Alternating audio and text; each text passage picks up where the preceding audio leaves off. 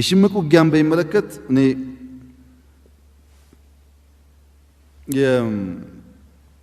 የጁንታው ኃይሎች ከዚህ ቀደም ነግሬያችሁ ነበር፣ ረስታችሁት መሰለኝ። የጭንቅላት ድርቀት ያጋጠመው ኃይል ነው ብያችሁ ነበር። ያ ድርቀት ነው አሁንም ስለሽምቅ የሚያሳስበው እንጂ አሁን እኮ ዘመኑ ጭራሽ ለሽምቅ አይሆንም። ጭራሽ ዓለም ተቀይሯል። ያኔ የነበረው ፖለቲካል ኢንቫይሮንመንት ዛሬ የለም። አያዋጣም። ትግራይ የሚያስፈልገው አዲስ ወጣት የተማረ አሁን ያለውን ዓለም የሚገነዘብ ጠንካራ ፓርቲ መፍጠር፣ ትግራይን በራሳቸው ልጆች ማስተዳደር፣ ከኢትዮጵያ ጋር ባለው ሕግ መሰረት ተግባብቶና ተዋዶ አብሮ ማደግ ብቻ ነው። ከዛ ውጭ ያለው ሰው ሊገል ይችላል፣ ሊያደክም ይችላል፣ ግን የትም አያደርስም፣ ትርጉም የለውም። ይሄ የስልት ስህተት መጀመሪያ ከለውጡ በኋላ ሸሽተው መቀሌ ሲገቡ ትልቅ ስህተት ተሳሳቱ። ቀጥሎ ብልጽግና ቢለምናቸው ከብልጽግና ጋር አልቀጥልም ቢሉ ሌላ ስህተት ተሳሳቱ። ቀጥለው ደግሞ የማይነካውን ቀይ መስመር አልፈው ሰሜን ዕዝን ሲመቱ ሶስተኛ ስህተት። ሶስት ጊዜም ሳይነቁ አሁንም ደግሞ ሽምቅ አራተኛ ስህተት ማለት ነው። አንዴ የስህተት መንገድ ከጀመርክ ማቆሚያ የለውም። አያዋጣም። ህዝቡ በፍጥነት ከዚህ ጉዳይ መውጣት አለበት። ጉዳት ነው፣ ኪሳራ ነው። እየተጎዳ ያለው የትግራይ ህዝብ ነው። የነሱ ሮንግ ኢምፕሬሽን ሮንግ ካልኩሌሽን ምንድነው የነበረው? ውጊያውን ጎንደር እናደርገዋለን። ጎንደርስ ቢካሄድ ሰው ነው የሚጠፋው። ውጊያ በኢትዮጵያ ምድር ላይ እስካለ ድረስ የሚያጠፋው ኢትዮጵያውያንን ነው። አይጠቅምም። በፍጥነት ተረባርበን የትግራይ ክልል እንድናደራጅ ህዝባችንም ካለበት መከራና ችግር እንድናወጣ የሚያስፈልገን ሽምቅ አለ። እኛ የምንፈልገው 10 ሰው አይበልጥም፣ 15 ሰው አይበልጥም። ለ15 ሰው ተብሎ ክልል መታወስ የለበትም። እነሱ ለህግ ማቅረብ፣ የተቀረው ሚሊሻ ምናምን ምረት ይደረግለታል፣ ወደ ሀገሩ ገብቶ ስራውን መስራት፣ በፍጥነት ክልሉን ማጠናከር ነው የሚያስፈልገው እንጂ እኛ ሁሉን ሰው የማሰር ፍላጎትም የጠየቅ ፍላጎትም የለም። የትግራይ ህዝብ ይህን ተገንዝቦ በፍጥነት ወደ ሰላም እና ክልል ወደ ማደራጀት እንድንገባ ድጋፍ እንዲያደርግ፣ በየቦታው ያላችሁ የትግራይ ሰዎች እኛን አትውደዱ፣ ግዴታ የለባችሁ፣ በጋራ ግን ትግራይን እንድናደራጅ ተባባሪ ብትሆኑ በጣም ጥሩ ይሆናል የሚል እምነት ነው ያለኝ። ሱዳን በሚመለከት ሱዳን ወንድም ህዝብ ነው። በኢትዮጵያ ችግሮች ሁሉ ከኢትዮጵያ ጋር የቆመ ህዝብ ነው። አሁንም ኢትዮጵያን የሚወድ ህዝብ ነው። እኛ ጦርነት የማንፈልገው ከኤርትራ ተምረን ነው። ከኤርትራ ጋር ተጣላን፣ ተዋጋን፣ በመቶ ሺዎች ገደልና መጨረሻ ላይ ጉዳዩን ዩኤን ወሰደውና የምታውቁት ነው የሆነው። አሁንም ብንገዳደል የሆነ ጊዜ አቆሙ ተብሎ ሌላ ኃይል ገብቶ አይቀርም። ሱዳን ሞተ፣ ኢትዮጵያ ሞተ፣ ኪሳራ ነው። ሱዳን አሁን ባለችበት ሁኔታ ከጎረቤት ሀገር ጋር ለመዋጋት የሚያስችል ነገር ላይ አይደለም ያለችው። በጣም ብዙ ችግር አለባት። ኢትዮጵያ አሁን ባለችበት ሁኔታ ከሱዳን ጋር ለመዋጋት ብዙ ችግር አለባት። ለሁለታችንም አያስፈልገንም። በሰላም በንግግር መፍታት ነው የሚሻለው። ያ ተጀምሯል፣ ይፈታል ብዬ አስባለሁ። ጉዳዩ የቆየ ነው። በ1902 አጼ ምኒልክና በእንግሊዝ ሰዎች መካከል የተደረገ ድርድር ነው የዲማርኬሽን ጉዳይ፣ ሱዳን ነጻ ሳትወጣ ማለት ነው። ከዛ በአጼ ኃይለ ሥላሴ ጊዜ 1950 መጨረሻ አካባቢ ላይ መለስተኛ ንግግሮች ተደርገዋል። በፕሪንሲፕል ደረጃ ይሄን ተቀብለን እናስተካክላለን የሚባል። ከዛ ጊዜ ጀምሮ እስካሁን በንግግር ያለ ጉዳይ ነው። እንደተባለውም በእኛ በኩል ምክትል ጠቅላይ ሚኒስትር የሚመሩት ኮሚቴ፣ በእነሱ በኩልም ሚኒስትሪያል ኮሚቴ ተቋቁሞ ስራ ጀምረን ነበር ላለፉት 1 ዓመት ምናምን ገደማ። ልክ ይሄ ሲፈጠር ነው ወደ የማይገባ ነገር የሄዱት። እኛ ለዛ የሰጠነው ምላሽ በሁለቱ ህዝብ መካከል ውጊያ አያስፈልግም፣ በንግግር በውይይት እንፍታው ስንል ግን የኛ አርሶ አደሮች ተፈናቅለዋል፣ ማሳቸው ተቃጥሏል፣ ቤታቸው ተቃጥሏል፣ በደል ደርሶብናል። ያም ሆኖ አንዋጋ እያለ ነው በንግግር ለመፍታት ውጊያ ስለማይጠቅመን። ይሄ እንደተጠበቀ ሆኖ ሱዳን ከሌሎቹ ጋር ወዳጅነት ፈጠረች ለተባለው ሱዳን ከኢንዶኔዥያ፣ ከባርባዶስ፣ ከሲሼልስ፣ ከቡልጋሪያ ወዳጅ መሆን ትችላለች። የኢትዮጵያ ጠላት መሆን ግን አትችልም። ሱዳን የሚለው ቃል በራሱ በአረብኛ፣ ኢትዮጵያ የሚለው ቃል በግሪክኛ አንድ ነው ትርጉሙ። አንድ ህዝብ ነው። የትም ሀገር ሄዳችሁ ሱዳናዊ ብታዩ በአማርኛ የምታወሩት ኑቢያ ነው።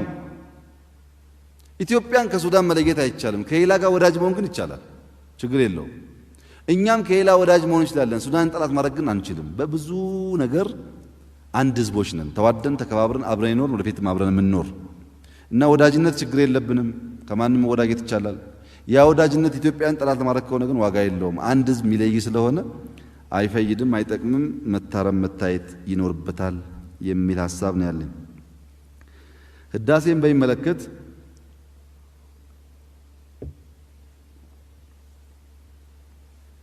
ህዳሴ ዘርፈ ብዙ የሆነ ጣጣ ችግር ያለበት በገንዘብ ቅድም እንዳነሳሁት በዲፕሎማሲም በጣም በስፋት የሚነሳ ጣጣ ነው። በየጊዜው የሚነሳ እና የማያቋርጥ እያንዳንዱ ችግር ጀርባ ሲፈተሽ ሄዶ ህዳሴ ያለበት። የኢትዮጵያን አቋም ግልጽ ለማድረግ ኢትዮጵያ ግብፅን የመጉዳት ፍላጎት ፈጽሞ የላትም። ፈጽሞ ኢትዮጵያ ሱዳን የመጉዳት ፍላጎት ፈጽሞ የላትም። ኢትዮጵያ መጠቀም ነው የምትፈልገው። እነሱ ሳይጎዱ መጠቀም ነው የምትፈልገው። ወንድሞቻችን በዛ ሳይድ ያሉት እንዲገነዘቡ የምንፈልገው እኛ ጨለማ ውስጥ መኖር አንፈልግም። አምፖል ነው የምንፈልገው። የኛ ብርሃን ወደ እነሱ ይጋባ ይሆናል እንጂ አይጎዳቸውም። ከአባይ ጋም ተያይዞ ለሚነሳው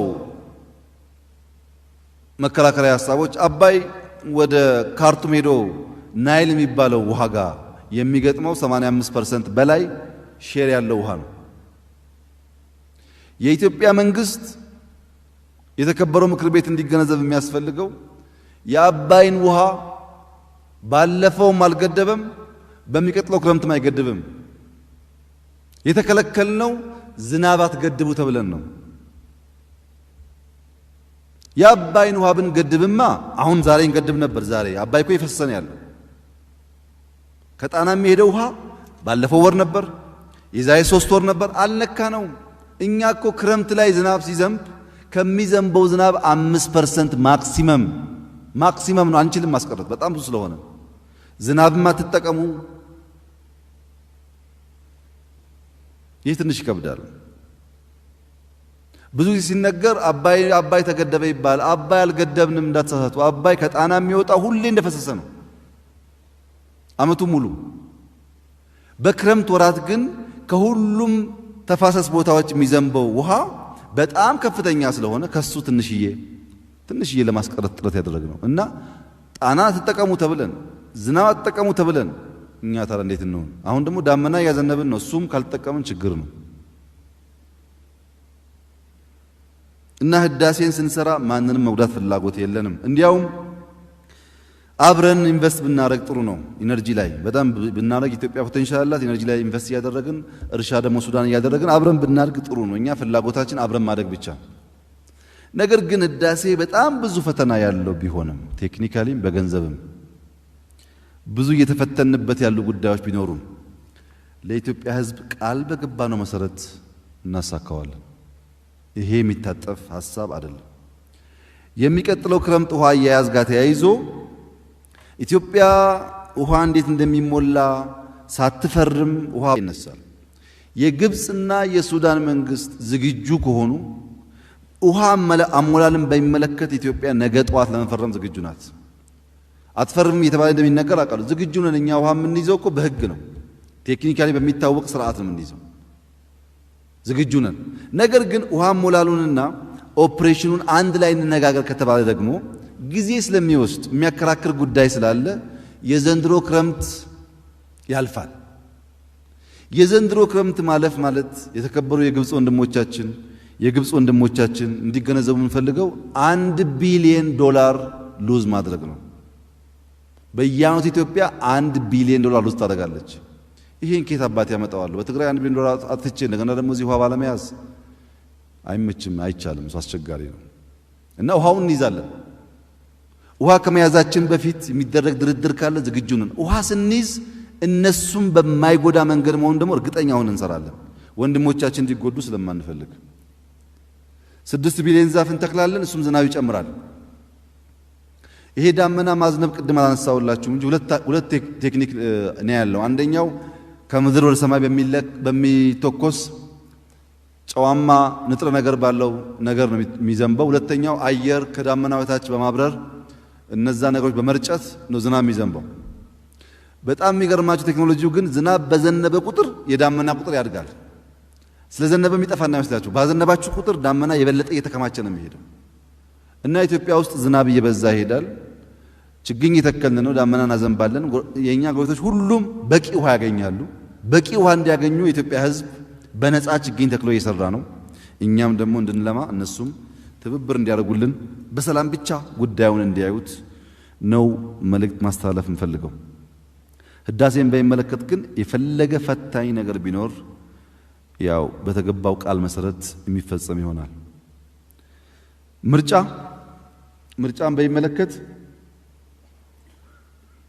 የዘንድሮ ምርጫ በመደበኛ ሁኔታ የሚካሄድ አይደለም። ቅድም እንዳነሳችሁት አንደኛ ሶሻል ሚዲያ የሚባል ነገር እኔ እንኳን ስመጣ ወደዚህ ኦፊስ ከ270 በላይ ብሎገር ተዘግተው ነበር። ክፍት ነው፣ ሁሉም ክፍት ነው። ደግሞ ቀላቢም አለው። ለነዚህ ኃይሎች የሚቀልብ ብዙ ሰው አለ። የፖለቲካ ምህዳሩም እንደምታውቁት በንጽጽር ሰፍቷል። ድሮ የምናውቀው አይነት ነገር አይደለም ያለው። የትርክት መራራቅም አለ። ቅድም እንዳነሳ ነው። በእነዚህ ምክንያት የሚቀጥለው ምርጫ በጣም ወሳኝ ነገር ግን ቻሌንጂንግ ነው።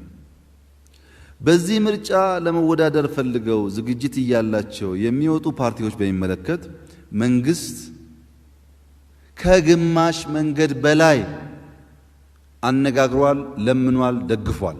አንወዳደርም የተባሉት ፓርቲዎች እኔ አናግሬያቸዋለሁ። አስፈላጊውን ድጋፍ እናርግላችሁ፣ ተወዳደሩ፣ እንዳትወጡ አናግረናል። ሽማግሌ ተከንባቸዋል። ገና ባለፈው ታስታውሱ እኮ ነግሬያቸዋለሁ እኮ ሊወጡ የሚያስቡ ኃይሎች አሉ ብዬ ተናግሬያለሁ። እንዳይወጡ ለምነናል። ለምሳሌ ኦሮሚያ ውስጥ ኦፌኮ እንዳይወጣ እኔ አናግሬያቸዋለሁ። እናግዛችሁ፣ ተወዳደሩ ብዬ